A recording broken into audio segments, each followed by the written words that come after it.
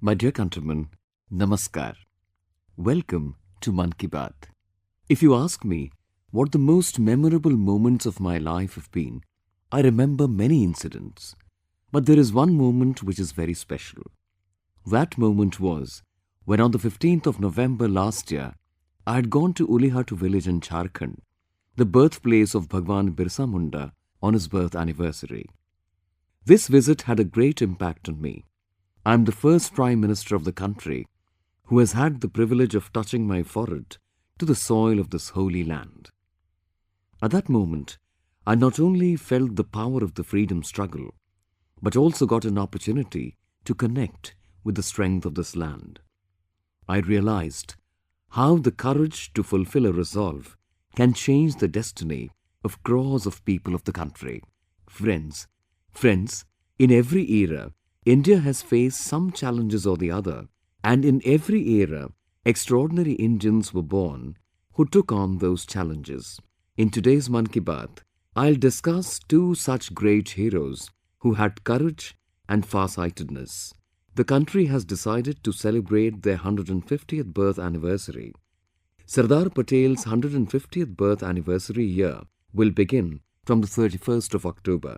Following that, Bhagwan Birsa Munda's 150th birth anniversary year will begin from the 15th of November. Both these great souls faced different challenges, but their vision was the same. One, that of unity of the country. Friends, in the past few years, the country has celebrated the birth anniversaries of such great heroes, men and women, with renewed energy, giving new inspiration to the young generation. You might recollect how special events materialized when we celebrated the 150th birth anniversary of Mahatma Gandhi. From Times Square, New York, to the smallest village in Africa, people across the world understood, rediscovered, and lived India's message of truth and non-violence. From the young to the elderly, from Indians to foreigners, everyone understood Gandhiji's teachings in a new context, under the emerging global conditions.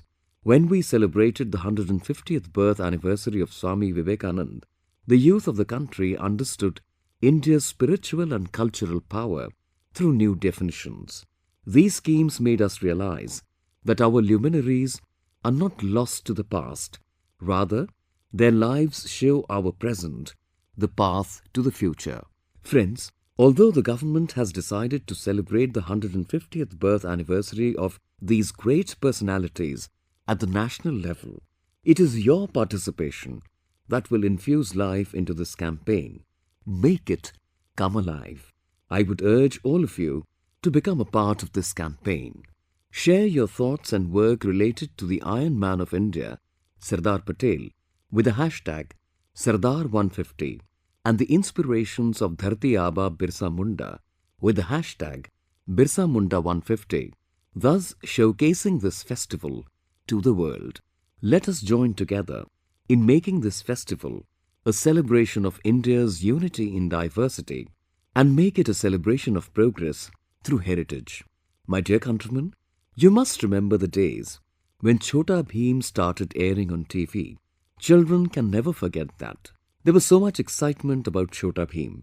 You'd be surprised that today Dholakpur Ka Dhol attracts children not only in India but also in other countries. Similarly, our other animated serials such as Krishna, Hanuman, Motu Patlu also have a fan following all over the world. India's animation characters, animation movies, on account of content and creativity, are being loved all over the world.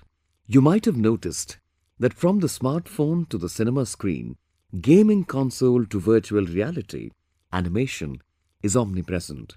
India is on the way to ushering in a new revolution in the world of animation. The gaming space of India is also expanding rapidly. These days, Indian games are also gaining popularity all over the world. When I met leading gamers of India a few months ago, I got an opportunity to know and understand the amazing creativity and quality of Indian games. Indeed, in the country, there's a constant wave of creative energy in the world of animation, made in India and made by Indians can be noticed everywhere. You'll be happy to know that today India's talent is also a significant part of foreign productions. Be it the present-day Spider-Man or Transformers, in both these movies, Harinarayan Rajiv's contribution has been highly appreciated by people. Animation studios of India are working with world-famous production companies such as Disney and Warner Brothers. Friends, today our youth are creating original Indian content which reflects glimpses of our culture. These are being watched all over the world. Today, the animation sector has donned the form of an industry that is powering other industries, just as VR tourism is getting famous these days. Through a virtual tour, you can view the Ajanta caves, take a stroll through the Konark temple corridor, or enjoy the ghats of Varanasi. All these VR animation marvels have been made by Indian creators. After seeing these places through VR, many people want to visit these tourist places in reality. That is, virtual tour of a tourist destination has become a medium of creating curiosity in the minds of people. Today in the sector, along with animators, the demand for storytellers, writers, voiceover experts, musicians, game developers, VR and AR experts is also constantly rising. Therefore, I'd like to tell the youth of India, expand your creativity.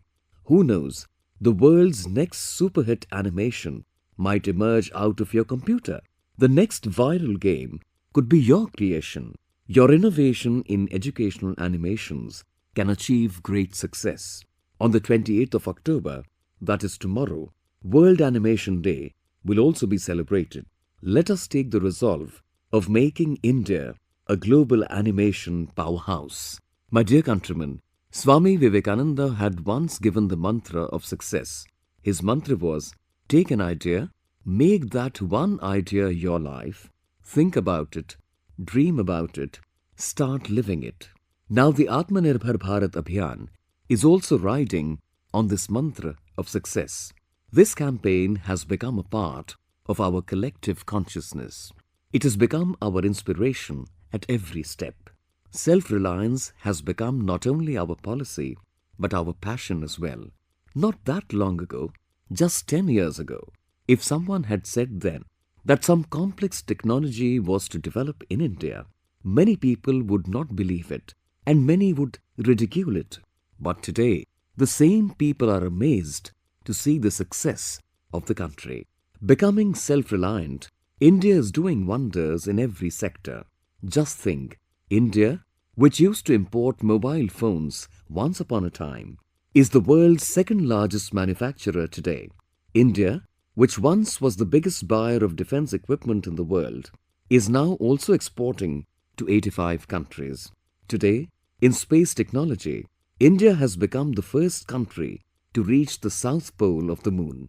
And one thing I like the most is that this campaign of self-reliance is no longer just a government campaign now. The Atmanirbhar Bharat Abhiyan is becoming a people's campaign. We are achieving success in every field. Just as this month, we inaugurated Asia's largest imaging telescope, MACE, in Hanle, Ladakh. It is situated at a height of 4,300 meters. Do you know what is special about it as well? It is made in India. Imagine, the place where the cold dips to -30 degrees, where there is a shortage of even oxygen, it is there that our scientists have achieved something that no other nation in Asia has done. Even though the Hanle telescope is watching a distant world, it is also showing us something more, and that is the capabilities of self-reliant India. Friends, I want you to undertake at least one task. Share as many examples of India becoming self-reliant as possible and such efforts. What new innovation have you noticed in your neighborhood? Which local startup has impressed you the most? Along with #Atmanirbhar Innovation, write down this information on social media and celebrate Atmanirbhar Bharat. In this festive season, we strengthen this campaign of Atmanirbhar Bharat. We do our shopping with the mantra of vocal for local. This is the new India where the impossible is just a challenge, where Make in India has now turned into Make for the World, where every citizen is an innovator, where every challenge is an opportunity. We not only have to make India self-reliant, but also strengthen our country as a global powerhouse of innovation. My dear countrymen, I am playing an audio for you. Hello sir नमस्ते sir. नमस्ते sir बोलिए sir. देखिए ये जो आपने FIR number मुझे send किया है, इस नंबर के खिलाफ 17 कंप्लेंट्स हमारे पास। आप ये नंबर यूज कर रहे हैं? मैंने नहीं यूज करता हूँ सर। अभी कहाँ से बात कर रहे हो? सर कर्नाटका सर, वो घर में हूँ सर। ओके, इसके लिए आप अपनी स्टेट में रिकॉर्ड करवाइए ताकि ये नंबर ब्लॉक कर दिया जाए, फ्यूचर में आपको कोई प्रॉब्लम ना हो। Okay, yes sir. अभी मैं आपको कनेक्ट कर रहा हूँ, ये आपका इन्वेस्टिगेशन ऑफिसर है, आप अपनी स्टेट में रिकॉर्ड करवाइए ताकि ये नंबर ब्लॉक कर दिया जाए। Okay, yes sir, yes sir, yes sir. अभी मुझे बताइएगा मैं किसके साथ बात कर रहा हूँ। अपना आधार कार्ड मुझे शो कीजिएगा वेरीफाई करने के लिए, बताइएगा। सर मेरे पास अभी नहीं है sir Aadhaar card sir, please sir. Phone आपके फोन में है? नहीं सर। फोन में आधार कार्ड की पिक्चर नहीं है आपके पास? नहीं है सर। नंबर याद है आपको? सर नहीं है सर, नंबर भी याद नहीं है सर। हमने सिर्फ वेरीफाई करना है। ओके, वेरीफाई करने के लिए नहीं सर। आप डरिए ना, डरिए ना। अगर आपने कुछ नहीं किया तो आप डरिए ना। हाँ सर, हाँ सर। अगर आपके पास आधार कार्ड है तो मुझे दिखा दीजिए वेरीफाई करने के नहीं लिए। सर, नहीं सर, मैं गांव को आया था सर, घर में है सर। Okay, coming. जय हिंद। इस व्यक्ति के वन साइड वीडियो का रिकॉर्ड करो as per the protocol. Okay, This audio is not just for information. This is not an entertainment audio. It has emerged with a deep concern. The conversation you just heard pertains to the fraud of digital arrest. This conversation is between a victim and a fraudster. The fraudsters of digital arrest phone calls at times impersonate as police, CBI, narcotics, at times RBI. Using such various labels, they converse as fake officers with a lot of confidence. Many listeners of Mann Ki Baat have wished that we must discuss that. Let me tell you how these fraud gangs work. What is this dangerous game? It is very important for you to understand this, and it is equally important for others to understand it as well. The first move: they collect all of your personal information. You went to Goa last month, didn't you? Your daughter studies in Delhi, right? They collect so much information about you that you'll be surprised. The second move: create an atmosphere of fear. Uniform, government office setup, legal sections. They'll scare you so much on the phone. In the midst of the conversation, you will not be able to even think. And then, their third move begins. The third move: the time pressure. You have to decide now, or else you'll be arrested. These people create so much of psychological pressure on the victim that one gets scared. People from every class and age group fall victim to digital arrest. People have lost lakhs of rupees earned through their hard work out of sheer fear. Whenever you receive such a call, don't be scared. You should be aware that no investigative agency ever inquires like this through a phone call or a video call. I am enumerating the 3 steps to digital security. These 3 steps are: stop, think, take action. As soon as you get a call, stop. Don't panic. Stay calm. Don't take any hasty steps. Don't give away your personal information to anyone. If possible, take a screenshot and record it for sure. After this comes the second step. The first step was stop, and the second step is think. No government agency threatens you on the phone like this. Neither inquires nor demands money on a video call like this. If you feel scared, then know that something is wrong. The first step, the second step, and now I spell out the third step. In the first step I said stop. In the second step I said think. And the third step tells you take action. Dial the National Cyber Helpline 1930. Report on cybercrime.gov.in. Inform family and police. Preserve evidence. Stop, then think, and then take action. These 3 steps will become the protector of your digital security. Friends, I'll reiterate that there is no system like digital arrest in the law. This is just a fraud, a deceit, it is a lie, a gang of criminals. And those who are doing this are enemies of society. To deal with the fraud that is going on in the name of digital arrest, all the investigative agencies are working together with the state governments. For synchronization among these agencies, a National Cyber Coordination Center has been set up. Thousands of such fraudulent video calling IDs have been blocked by the agencies. Lakhs of SIM cards, mobile phones, and bank accounts have also been blocked. Agencies are doing their job, but for protection from scams in the name of digital arrest, it is very important that everyone is aware, every citizen is aware. Those who are victims of this kind of cyber fraud should let as many people as possible know about it. You can use hashtag #SafeDigitalIndia for awareness. I would also like to urge schools and colleges to involve students in the campaign against cyber scams. We can fight this challenge only with the collective efforts in society. My dear countrymen, many of our school children are very interested in calligraphy. Through this, our handwriting remains legible, beautiful and attractive. These days, it is being used in Jammu and Kashmir to popularize the local culture. Firdausa Bashir ji from Anantnag, who has expertise in calligraphy, she is bringing forth many aspects of the local culture through that.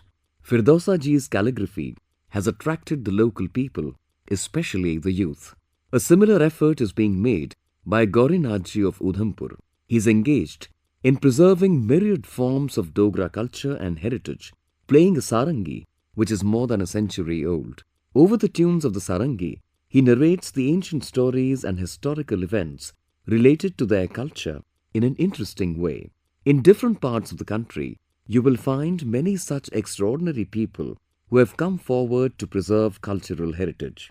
D. Vaikuntham has been engaged in popularizing Cheriyal folk art for about 50 years now. His efforts to promote this art form related to Telangana are amazing. The process of making Cheriyal paintings is unique. It is in the form of a scroll that brings forth stories. In that, we get a complete glimpse of our history and mythology. Butluram Mathraji of Narayanpur in Chhattisgarh is engaged in preserving the folk art of the Abujmadia tribe. He's been on this mission for the past 4 decades. His art has been very effective in connecting people with campaigns like Beti Bachao Beti Padhao and Swachh Bharat. Friends, we are just talking about how our art and culture is spreading numerous shades from the valleys of Kashmir to the forests of Chhattisgarh. But this does not end here. The fragrance of these arts of ours is spreading far and wide. People in different countries of the world are getting mesmerized by Indian art and culture. While I was telling you about the sarangi resonating in Udhampur, I remembered how the sweet tune of Indian art is reverberating thousands of miles away in the Russian city of Yakutsk. Imagine a day or two of winter, minus 65 degrees temperature, a white sheet of snow all around, and there in a theatre, audiences mesmerized, watching Kalidas's Abhigyana Shakuntalam. Can you imagine the warmth of Indian literature in Yakutsk, the coldest city in the world? This is not a fantasy, it is the truth, one that fills us all with pride and joy. Friends, a few weeks ago, I'd also gone to Laos. It was Navratri time, and there I saw something amazing. Local artists were performing Phalak Phalam, the Ramayana of Laos. The same devotion in their eyes, the same dedication in their voice, exactly what we have for Ramayana. Similarly, in Kuwait, Shri Abdullah Al-Barun has translated Ramayana and Mahabharata into Arabic. This work is not just a translation, but a bridge between two great cultures. His endeavor is developing a new understanding of Indian literature in the Arab world. Another inspiring example from Peru is Erlinda Garcia. Erlinda Garcia is teaching Bharatnatyam to the youth there, and Maria Valdez is imparting training in Odissi dance. Influenced by these arts, Indian classical dance is creating waves of popularity in many countries of South America. Friends, these examples of India on foreign soil show how amazing the power of Indian culture is. It is continuously attracting the world towards itself. Wherever there is art, there is India. Wherever there is culture, there is India. Today, people across the world want to know India, want to know the people of India. Hence, I have a request to make to all of you to promote such cultural initiatives around you. Share them with hashtag Cultural Bridges. We'll discuss such examples in Mann Ki Baat in future as well. My dear countrymen, winter has set in a large part of the country, but the passion for fitness, the spirit of Fit India, is not affected by any weather. One who habitually stays fit does not care about winter, summer or rain. I'm happy that people in India are now becoming more aware about fitness. You too must be noticing that the number of people in parks around you is rising. I feel delighted to see the elderly, youngsters and families doing yoga in the parks. I remember when I was in Srinagar on Yoga Day, despite the rain, so many people had gathered for yoga. I noticed the same enthusiasm for staying fit in the marathon that took place in Srinagar a few days ago. This spirit of Fit India is now becoming a mass movement. Friends, I'm also happy to see that our schools are now paying more attention towards the fitness of children. Fit India School Hours is also a unique initiative. Schools are using their first period for various fitness activities. In many schools, sometimes children are made to perform yoga on one day and sometimes aerobics on another day. On yet another day, sports skills are worked upon. On some days, traditional games like Kho-Kho and Kabaddi are being played, and its impact too is fabulous. There is a rise in attendance. The children's concentration is improving and the kids are enjoying it too. Friends, I feel this energy of wellness everywhere. Many listeners of Mann Ki Baat have also shared with me their experiences. Some people are conducting very interesting experiments. For instance, one example is that of Family Fitness Hour, which means a family is devoting 1 hour every weekend for family fitness activity.